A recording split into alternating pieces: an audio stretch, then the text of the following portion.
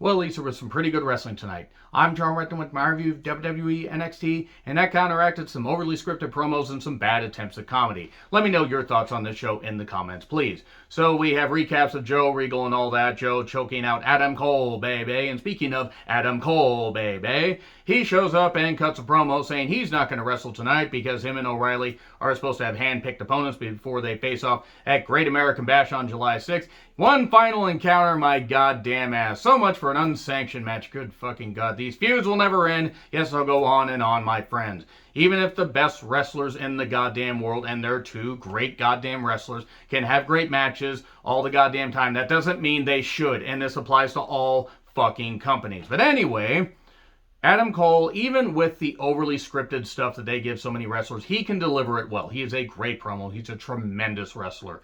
And he talks about he's not going to pick his opponent. He's not going to pick anybody. And then Carmelo Hayes shows up, and, you know, they try to recreate the Kurt Angle John Cena thing. And he says, well, who the hell are you or whatever? What do you have, what do you have that makes you think that you can beat me? And he says, well, ruthless aggression. But he tosses the mic and slaps Adam Cole, baby. So it's different. It's totally different. I don't mind them revisiting stuff like this. I'm not saying Carmelo Hayes is going to be John Cena. There's never going to be another John Cena. As much as I didn't like some of the stuff Cena did in his career, he was seen as a big goddamn deal and did have some great goddamn moments. The U.S. Open Challenge that Cena did, in particular, is something that I really like. But anyway, he slaps him, and then Cole takes over, beating him up for a while. Hayes did get in a few flurries, but Cole kept shutting him down, beating him up, throwing him against barricades and all that. Hayes does come back. There was an awkward super kick spot that was a little bit weird, but then he hit him with a super kick when he tried to do moonsault. And in Panama Sunrise 1, 2, 3. Not bad. Hayes looked pretty good, but Cole was always in control. In control, if you will. Wow, that was really bad. Let's move on from that. And then we have Frankie Monet talking to Jessi Kamea and Aaliyah and saying, hey, you should drop Robert Stone. And, oh, hi, Robert. My dog's going to bark at you. And what the fuck was Robert Stone wearing? What was that? What in the world was that? That was so goddamn ridiculous. It's like somebody took a pair of scissors and decided to cut that outfit up and says, yes, that looks good. Go out and wear that. But anyway, we then have Zoe Stark talking about saving Io Shirai last week, and, you know, she gave me my big break, so I wanted to return the favor. Io says, I respect you, but I don't like you. Okay, they're going to have a tag match later against Jessi and Aaliyah, but it is what it is. LA Knight is at a pool drinking and knocking Ted DiBiase and Cameron Grimes. All right, I like LA Knight, and this is pretty good stuff, because LA Knight is a hell of a promo. Now we have Gargano in Theory. Speaking of people that can't cut good promos, Gargano is Mr. Personality now. He has a personality of a piece of plywood drifting in the goddamn ocean. Is there a lot of plywood drifting in the ocean? I don't goddamn know. And that, in fact, actually, that's an insult to plywood, because plywood has usage. And once Gargano is doing anything other than wrestling, I'm sorry, he's not interesting. And also, I'm annoyed with the character in NXT. He's a really good wrestler. He's provided great goddamn moments. He can do some incredible shit. He can sell really well. He can do great stuff. And he can't fucking cut promos to save his goddamn life. This heel stuff is so forced. In Theory is just doing bad comedy, and they do bad comedy. And Dunn and Lorcan show up, and then Dunn ends up snapping Theory's fingers because it was funny. I mean, it was funny, in all honesty. Now he'll have a problem, you know, texting certain people, if you know what I mean, allegedly. So then Grimes is, arriving at the parking lot and talking to people. They're like, how's Ted DiBiase? Oh, thanks for asking. And then the former Alex Zane, now Ari Sterling, Ari Sterling, I believe is how it's pronounced. I'm sorry. I know him as Alex Zane. I actually saw him at one of the first indie shows that I went to, met the guy, then he became a viral sensation and came back a number of months later and got to see him again before he took off, and now I'm so happy for his success. Super nice guy if you ever get a chance to meet him, by the way. He punches him out because he says, well, I was visiting the retirement home to see DiBiase. And it was what it was, but hey, we're getting, Alex Zane on my television screen. I am all for it. I mean, have a hard time not calling him Alex Zane. I apologize. But anyway, we then have Adam Cole, baby, telling William Regal this whole thing with Samoa Joe will never be over. Ole Anderson, it will never be over. And why I made Dusty sound like that, I have no idea. So we then have Regal talking to Gargano in Theory later, and Gargano's trying to do more bad comedy, and Theory's holding his hands because he's got them bandaged up. And Regal says, "Oh yeah, you guys are facing Lorcan and Dunn later." I don't know what this phone charging thing is. Somebody says it's Tegan Knox. This is possible.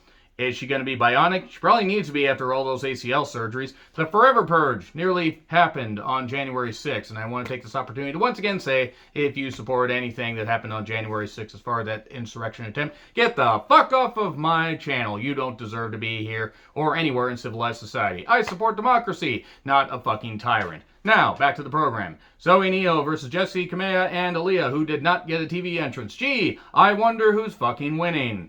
Indy and Miss Personality, aka Candice. Candice does have personality. I've seen actually a bit of her stuff on Up, Up, Down, Down. She just isn't interesting as a heel. Indy has a great look, and the women's tag division in NXT, they're trying, and it's as stale as what they're doing on Raw and SmackDown. They did release a bunch of women, and they're trying to form a bunch of people, and it just doesn't fucking matter. I'm sorry, it doesn't. Even with the talent involved, you don't need to add more championships. So anyway, back from break, Aaliyah is scissoring Zoe from behind. That's a stark contrast from what I was used to seeing. Har har. Moonsault 1, 2, 3. There we go. Then Raquel and Dakota suddenly showing up out of nowhere. Raquel must have just finished sending people into the wall, not over them, because she's so disappointed she can't do that. And if you get it, you get it. And they want to shot the tag titles. And Ember and Shotzi, and Ember's great, and Shotzi is a great personality. They did shit comedy. That was fucking terrible. And I know something about doing terrible comedy, but it's one thing to do terrible comedy on a YouTube channel. It's another thing to do it on cable TV. That was bad. Whoever gave them those lines, that was shit. And if they did those lines themselves, whew, that wasn't good. And I would have said that regardless of who was saying it. Then they do a forced brawl and everything, and Joe and security are coming there to break it up. And then we have Gargano and Theory versus Dunn and Lorcan.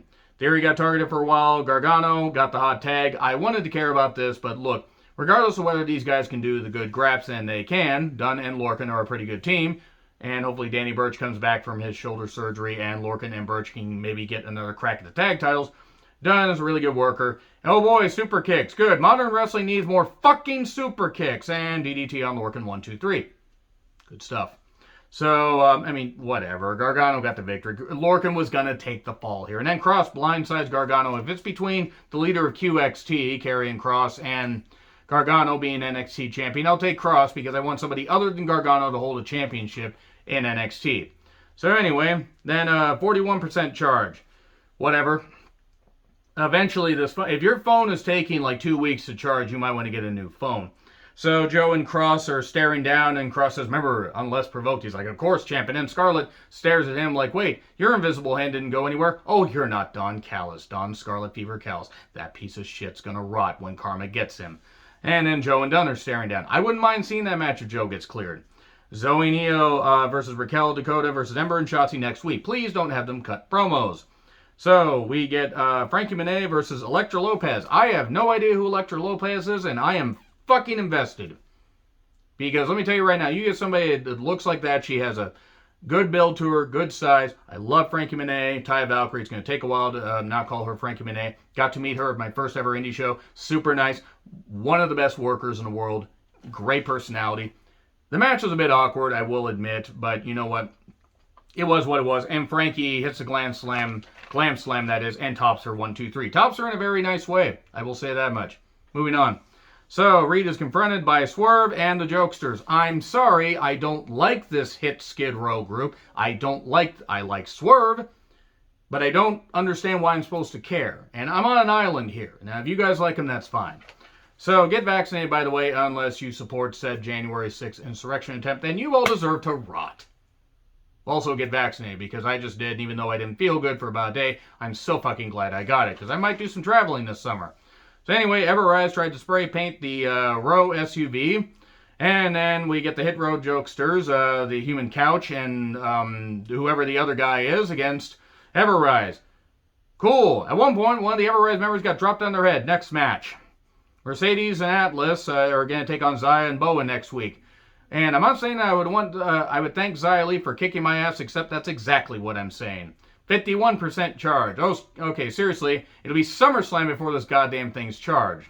Kushida and O'Reilly took on each other in a match. It was really good. Really good.